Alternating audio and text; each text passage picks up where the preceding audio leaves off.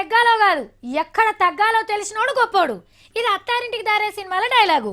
కానీ పన్నీర్ సెల్వం సార్కి ఇంకో తీరు అర్థమైంది. నెగ్గాల్సిన అసెంబ్లీలో తగ్గిండు, తగ్గుండాల్సిన కాడ నేను నెగ్గుతా అని ఎగురుతుండు.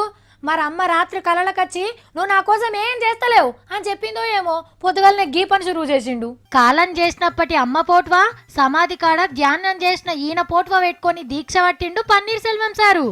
జయమ్మ సావు మీద అనుమానాలున్నాయట. సిబిఐ ఎంక్వైరీ చేపిస్తే నిజాలు తెలుస్తాయి అన్నాడు. అమ్మను యాదికి తెచ్చుకొని కన్నీరు పెట్టినంత పని చేసిండు పన్నీర్ సారు. హిమ్మతిస్తున్న ఎంపీలు ఎమ్మెల్యేలు కూడా వచ్చి కూర్చుండ్రు. ఇక కొందరు లీడర్లు అయితే డైరెక్ట్గా చిన్నమ్మ దిక్కే ఏళ్ళు చూపించిండ్రు. ఇంట్లున్నప్పుడే కొట్టింది, దెబ్బలు తాకినాక దవాఖానకు తీసుకొచ్చిండ్రని చెప్పుకొచ్చిర్రు. దవాఖాన్లు ఉన్నప్పుడు ఎవ్వరిని ఎందుకు చూడనీయలేదు అని గట్టిగానే అడిగిండ్రు అమ్మ భక్తులు.